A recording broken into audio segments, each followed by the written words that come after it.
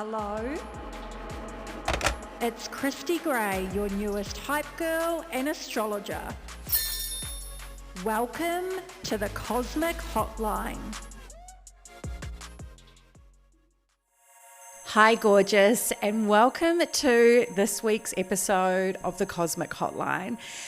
Can you believe it? This is episode 26. I am honestly so thrilled and so grateful that you're here. So I wanted to kick off this week's episode with a huge thank you.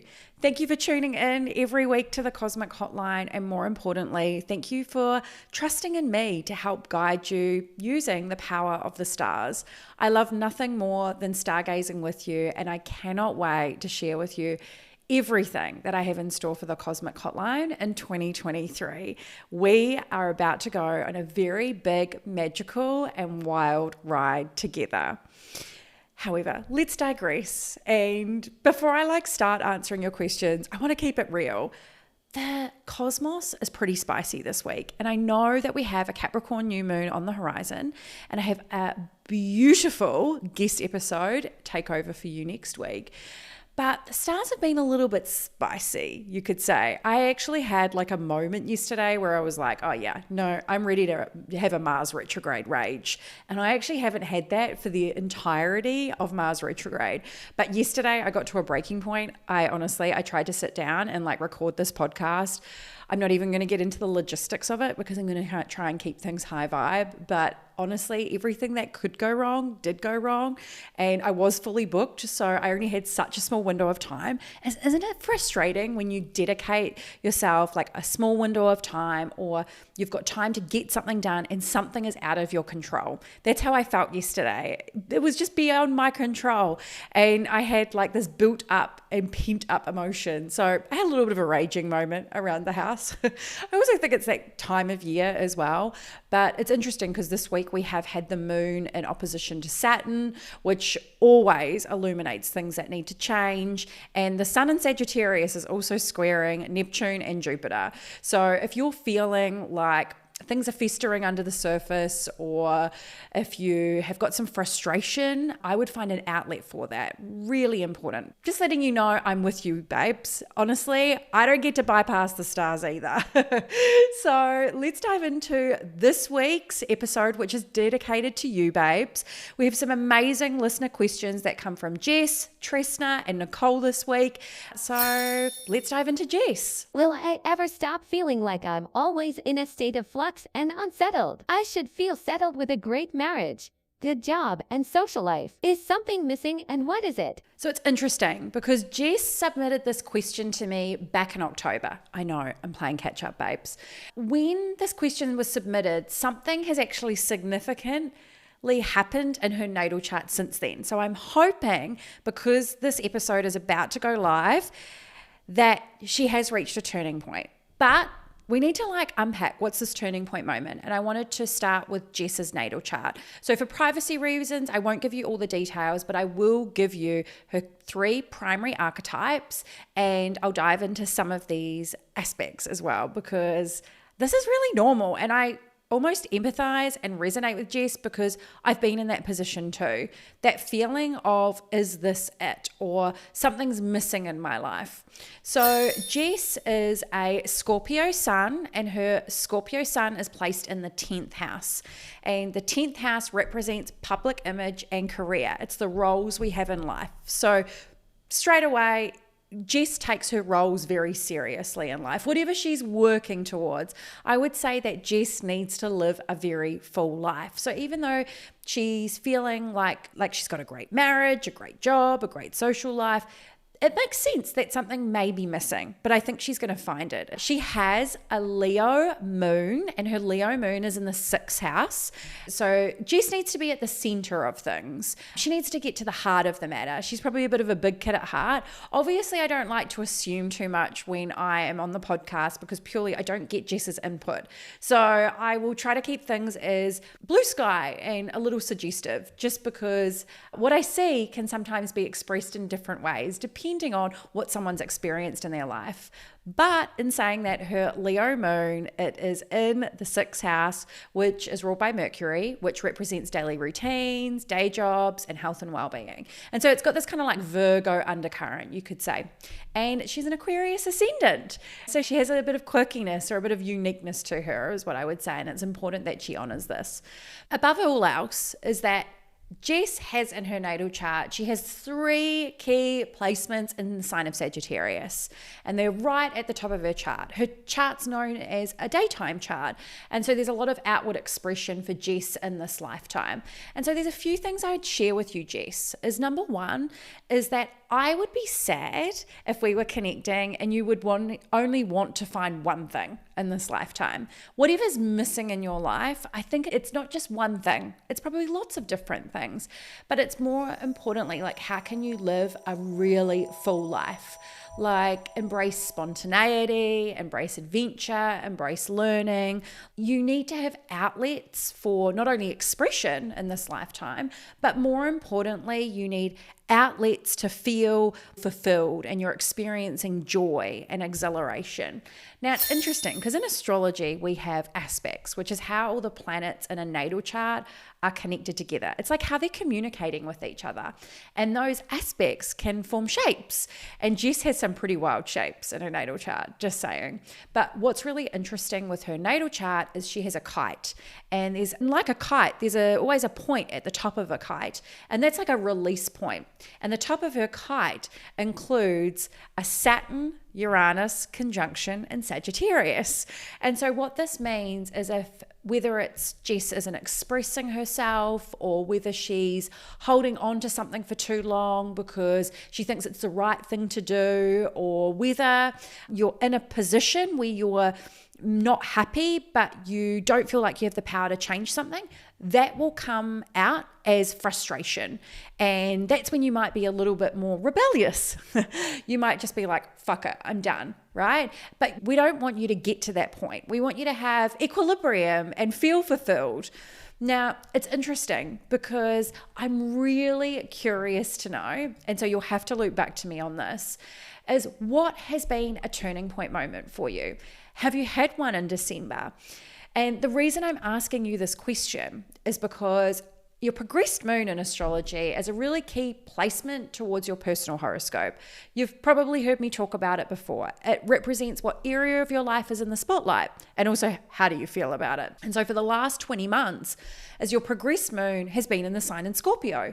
And when it's in Scorpio, it's an internal game. It's because Scorpio rules passion, power, intensity, but more importantly, transformation. Whether you have a lot of Scorpio in your natal chart or whether you're progressed moon or some aspects point to Scorpio or Pluto or the 8th house, is that there's some mental health work or psychology work or inner work or mindset work that you need to be doing. Now you have 10 more months left of this, and you're a Scorpio. You've actually got 3 planets in Scorpio. And so you're used to transformation. But what has happened over the last couple of weeks, which is really significant, as your progressed moon has come and it's formed a conjunction with your sun. In astrology, this represents a new moon, which is a new beginning. And so I'm really curious to know, have you made the change? Have you taken action? Even though you've got all these amazing markers in your life where you've got great things happening with friendships, marriage, job, what is that missing link? And have you found it? Now, you might be thinking, Christy, can you just tell me what it is? And I wish it was that easy. Honestly, if I had a magic wand, I would do that. But there's a caveat here, is that not only are you a Scorpio sun, is that you are a Mercury in Scorpio. And Mercury is our planet of communication. It's our intellect and how we synthesize information. And when you have Mercury in Scorpio, you tend to see things in black or white, or you know what's right and wrong. And this also includes what's going to be best for you. So as much as you're searching for the answer or looking for fulfillment, it's important that you follow the breadcrumbs, I call them those celestial breadcrumbs, right in front of you, because they're going to help to guide you based on where you need to go. Now, I want to give you something else, right? I'm not just going to like leave it there because that would be totally mean. So what's going to happen throughout 2023 for you is Saturn, because Saturn at the moment, it's almost conjunct your ascendant. And what's been happening is that Saturn has, over the last couple of years, been transiting your 12th house. And the 12th house is known as the hidden house in astrology. And it represents the end of a cycle. It represents dreams and inspiration. It's like a slowing down moment before a new chapter begins. And what's really interesting is in 2023, it's going to start to move into the first house. So if you have had like a lack of clarity or perspective of where things are going, or if whatever you've been searching for hasn't come to the forefront yet, no doubt it's going to be coming very, very soon, if it hasn't already arrived already. So finally, I want to leave you with this, is that you need to live a full life. You will ask yourself those questions of, is this it? Or what is missing in my life? And it's because you're on an eternal quest to search for satisfaction, for fulfillment, and to experience everything that life has to offer. It's important that you don't put other people's needs before your own, just saying, because that may end up holding you back and finding the thing that is going to give you a peace or a state of fulfillment.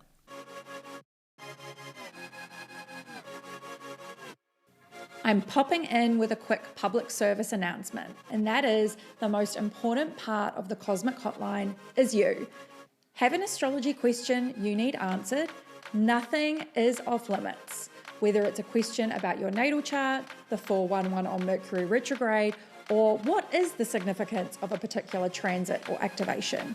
Submit your question today with no strings attached, or select the option to have your question answered live, just like an astrology session I'd have with a client. Text or call 043 17 Venus or submit your question via the show notes below.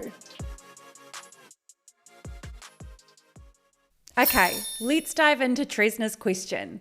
I know I'm smack bang in the middle of a Saturn opposition, but can you give me another little pep talk about getting it through it? I'm a bit over it. Now, we connected a few months ago now, and I love her natal chart. It's like dominated by the element of air.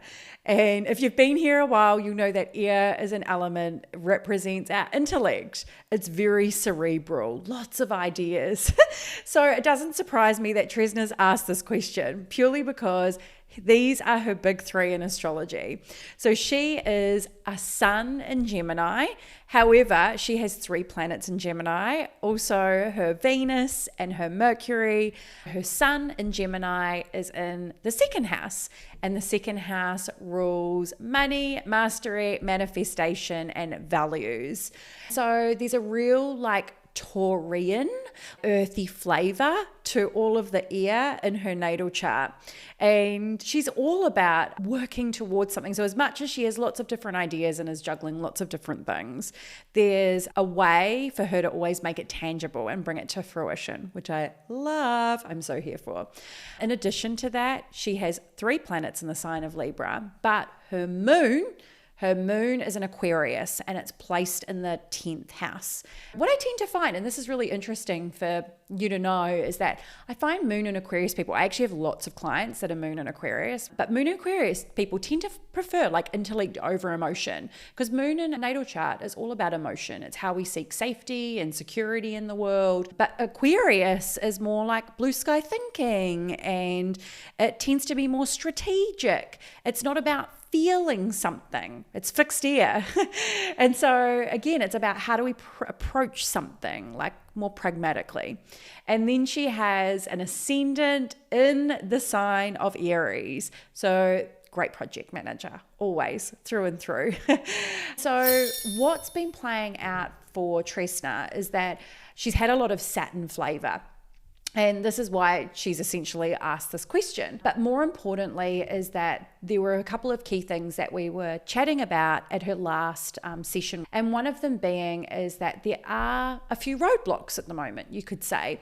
So right now, at the time of recording, we got this final hit, babes. You're almost through it. Right now until the 4th of January. So Saturn, being the planet of structure, karma, and discipline, is squaring your Mars placement. And Mars is the planet of action and how you assert yourself. And so what this means is that there are delays, that there are frustrations. And because of the fact that Mars is also retrograding in the cosmos as well, it can mean that plans don't go according to plan. And that's hard when you have a lot of air in a natal chart like you do, is that you have all these ideas and you want to bring them to fruition, or when something happens, it's easy to overthink it or lean into a state of overwhelm. And I want you to know that it's about how do you exercise patience? How do you relinquish control? How do you go with the flow in these moments? And that would be my suggestion to you is, like, have something, whether it's an outlet for this frustration. That's going to be really important. Kind of like what I was talking about at the beginning of this episode. Like, I was having a bit of a ragey moment this week, and I actually went around the house swearing because that was like my way of like having a moment. I called a friend, had a bit of a vent, and then I was like, right, cool. I'll get back to the swing of things. But the other thing could be too, it could be getting outside and going for a walk, especially too, because you work from home as well. So it could be as simple as like getting outside for lunch, or just going to grab a coffee in the morning rather than having it at home. Just something to change your energetic state will be really important, because this is all about remaining calm, right? How are you going to overcome these obstacles is what I'm saying. And no, like, this transit is going to be leaving on the 4th of January. So it's really only a couple of weeks away, like really in the big scheme of things, it's not too long.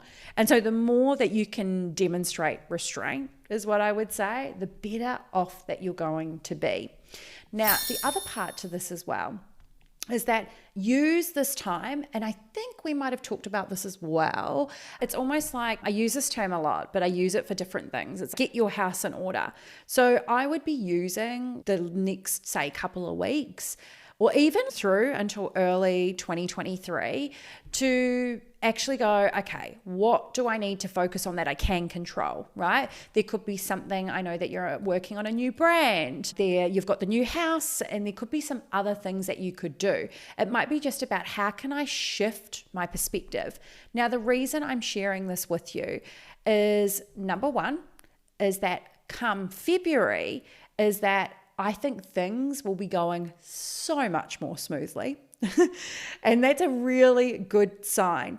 And so we want you to be primed and ready when February comes. The other part to this is that because of where your progress moon is at the moment, you've got a couple of months left for it to be in the sign of Leo. But remember, you're still going to have your progress moon moving through the 5th house, which is very Leo energy anyway. So it's all about birthing energy, birthing ideas, businesses, concepts, creativity, self-expression.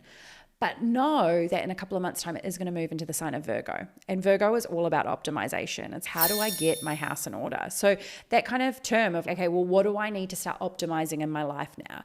Where am I getting pulled in too many different directions? Where do I feel scattered in my life too? And I'm going to just keep it really simple with you, babes, because I have said this to a couple of clients this week, and also myself, is that if you feel too overwhelmed, or if you are feeling pulled in lots of different directions right now, that kind of makes sense from an astrological lens. But if you just need to just throw things out the door for the next couple of weeks and give yourself some grace and kindness, go for it. Honestly, I'm all about living in higher self energy and optimization.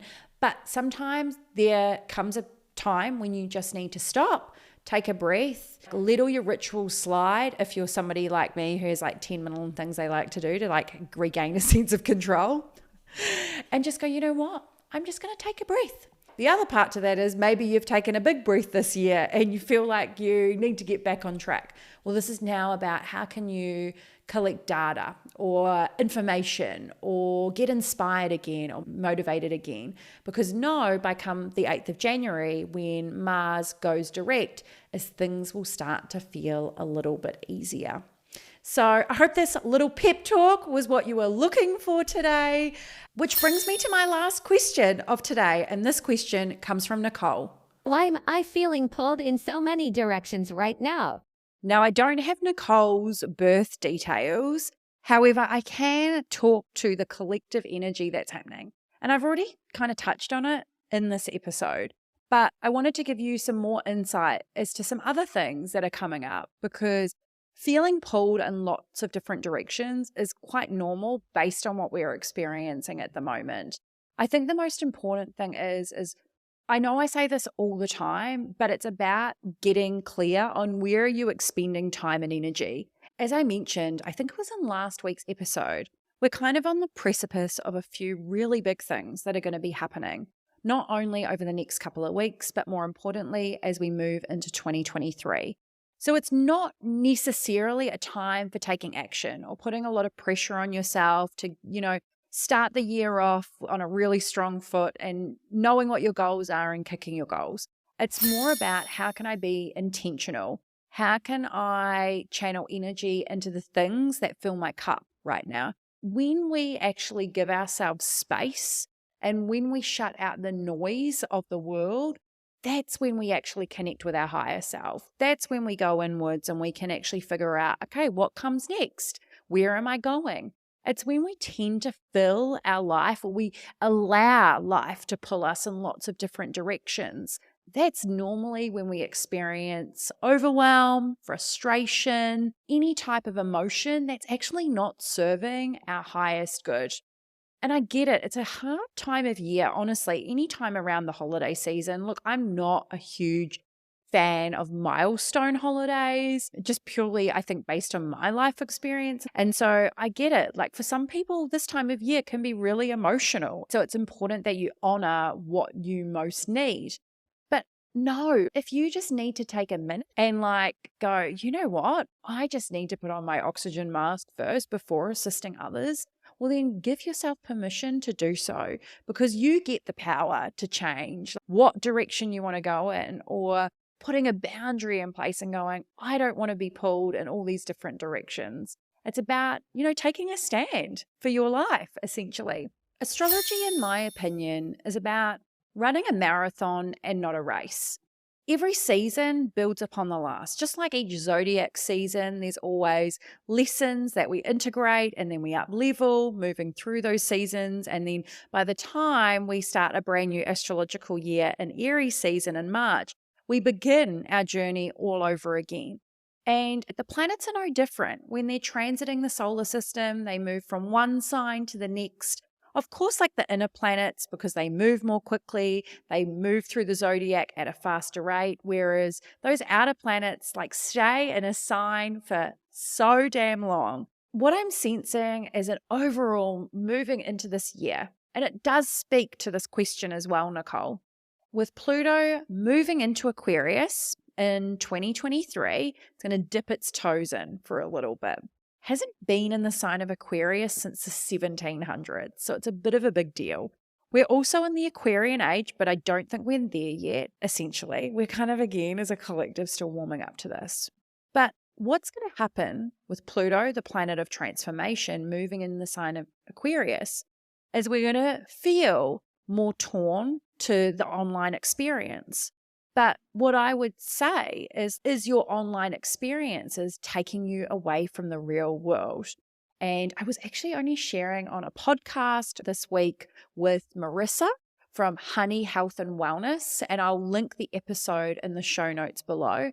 And she actually asked me, where are things going in 2023? And I was like, it was interesting because when we hit record last week, everybody on Instagram was posting those AI images of what they would look like as in the metaverse or whatever they're called. And I actually couldn't believe you had to pay for them. It was a perfect example of technology still going to evolve. Social media isn't going anywhere, technology has enhanced our life in so many different ways, but also it stops us from living in the real world. Just like those AI images were distracting us from our real life experience, that's something else that's going to be a theme moving into 2023. I think I shared on a podcast earlier on the year that we're going to be using our digital devices more consciously. And I definitely see a shift moving in that direction. So if you're feeling pulled in lots of different directions, Nicole, what I would suggest is getting clear. So it might be sitting down and writing a list. Oh my God, I'm such a Virgo, right? Of everything that is taking away your time and energy from what you really want to do at the moment. And then prioritizing. Okay, what can I let go of? What am I hanging on to that I don't need to hang on to anymore? And more importantly, where do I want to be spending my time moving forward, or my energy, or whatever that looks like? So I hope that you found this useful, or I think it relates to all of us right now, and definitely has come at a timely moment, especially as we embark on a new year. And especially because we're starting to set our intentions and think about the people that we want to become. And that also involves on who we want to spend our time and energy with, and where do we want to go, and who do we want to be? And these are all really important questions. But you can't find like mind-blowing insights when life is noisy or you're filling it with lots of things as distractions. You need to be able to create some space and let go of some things or close some chapters before you embark on new ones. I hope you enjoyed this week's episode, and I just want to say a huge thank you to everyone that submitted questions and has submitted questions so far. I'm going to be continuing to answer your questions in 2023. So if you have either wanted to appear on the podcast for a live session with me, I am taking interest for this. So please contact me via the show notes below. I'll be back next week with guest episode takeover with Angie, and Angie is a psychic. I've had a psychic reading with her before, and she's going to give us some insight into 2023. And she also is answering some listener questions that were submitted via the Instagram page. So until next week, stay celestial.